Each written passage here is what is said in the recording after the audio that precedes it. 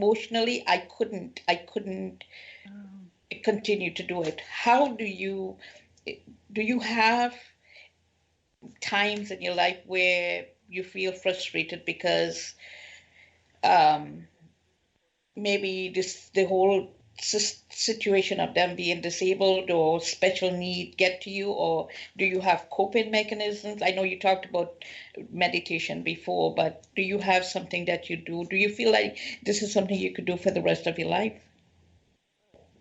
Yeah, and I think the thing that with me is like, to me, that's normal, because my definition of normal from growing up with a brother with a significant impairment is that was the population that lives in his group home. That's like, to me, it's normal. So like that part of the emotion, like I don't have that emotional drain because it doesn't tug on me emotionally. It does for a lot of people. It's definitely a calling, and it's not for everyone. And I totally understand that. I'm also a med waiver provider, and I would say I get more frustrated with the system than I do with the person. So like, Yeah. like I had a bunch of clients when one agency closed and another agency absorbed them, and then all of a sudden they didn't have the funding for the services anymore, and trying to get that back, and like that piece of it to me is frustrating. Or Yes. the fact that they go on Medicare early, so I have to be able to take Medicare in order to be able to see them, and it's just in Medicare. If you know anything about the process, it's a nightmare. Oh yes. So it's just kind of like, sometimes I can't win. Now there are like, I've found foundations, and I'm really resourceful at trying to find stuff for them, but I wouldn't say you got to know your population too. And so sometimes it's not even the client. You have to, just because they're over the age of 18 doesn't mean they're an adult. They have a guardian. And so there's a lot of moving parts.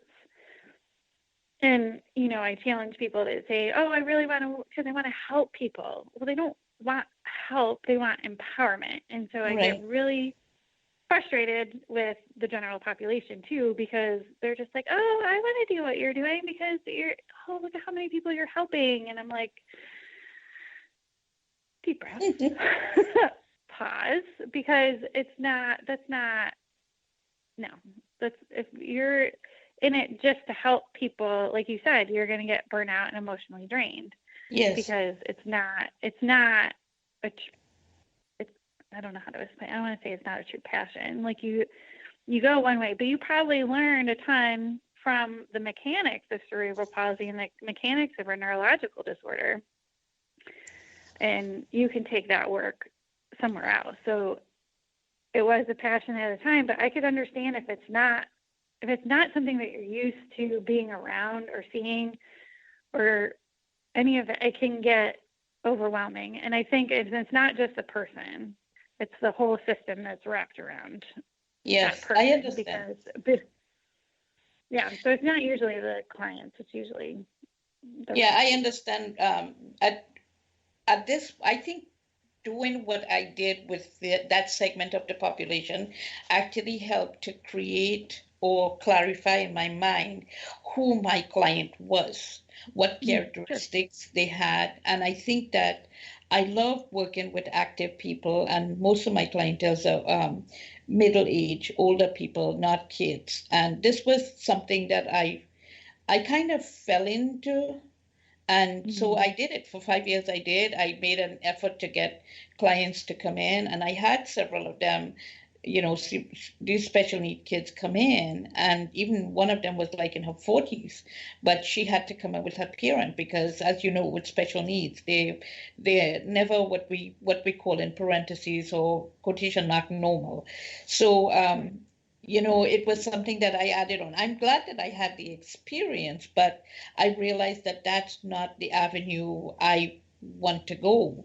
So where do you foresee your practice going?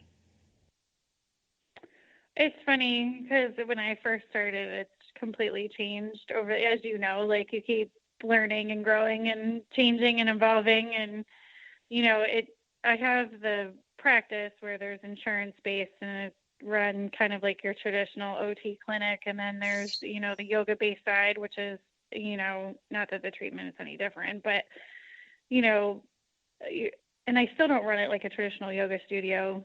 I'm just not known for large group classes. It's just not my thing. But the yoga side of things where there's one-on-one, or we go into the community and go to different and provide different groups there.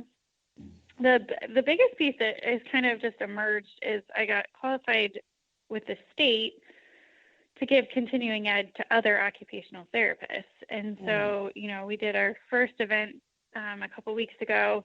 I just called it 2 CUs and a beer. I gave a 2-hour talk, and then we had networking after, and I joined forces with a local applied behavioral analysis group, and it went great.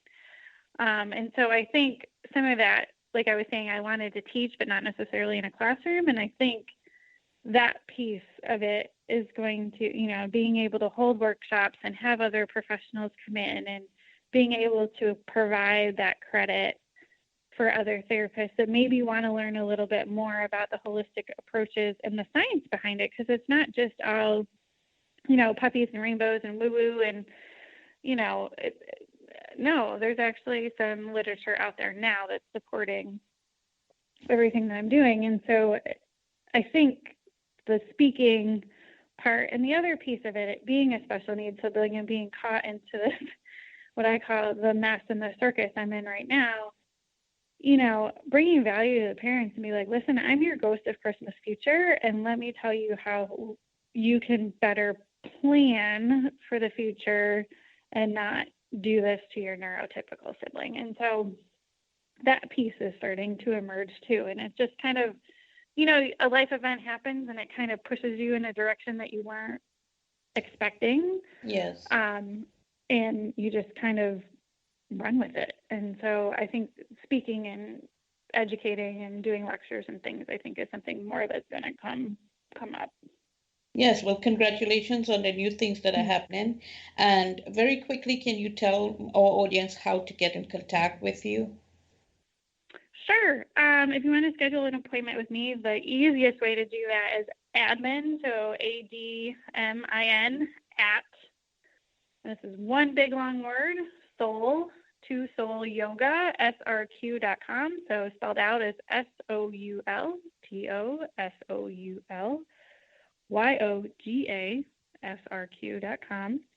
And our business line is 941-702-2035. Okay. And do you have a Facebook page or any other? We're all over social media. Yep, you can find us on Facebook, Twitter, Instagram. My personal professional page is on LinkedIn. You can follow Soul to Soul does have a LinkedIn page as well. So you can, I'm not hard to find. Okay, we have a couple of minutes left. Is there anything that you want to share with our audience that we may not have covered? Sure, we've got a couple events that are kind of in the works, so I would love it if people would join our email list. Dr. Louise Boothby is going to be giving a talk about her program called Playtime 123, and that is going to be late April, May. I don't have all the details solidified yet. August, another one is Dr. Sundar. I'm going to butcher his last name. Starts with a B. He is the lead researcher at the University of South Carolina, Charleston, doing research on pranayama, or the breathing exercises that are within yoga.